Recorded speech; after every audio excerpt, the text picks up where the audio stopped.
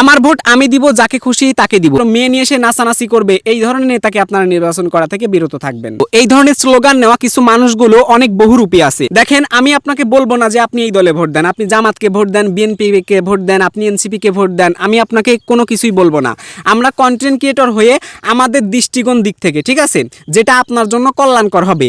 আমাদের নেতা নির্বাচন করার জন্য আমাদের অবশ্যই 2-3টা বিষয় খেয়াল রাখতে হবে। তিনি চরিত্রবান কিনা, তিনি কোনো দায়িত্ব পালন করতে পারবেন কিনা, এবং তার মধ্যে সততা আছে কিনা। তার মানে সরকার থেকে যে বাজেটগুলো আসবে সেই বাজেটগুলো তিনি আসলে জনগণের অধিকারটা জনগণকে দিবে কিনা, এটা হচ্ছে আমাদের মেন কথা। ন্যায় ও ইনসাফ যদি প্রতিষ্ঠা করতে পারে, কোরআনের আইন দিয়ে যদি বিচার করতে পারে, আমরা সেই ধরনের নেতাকেই নির্বাচন করব।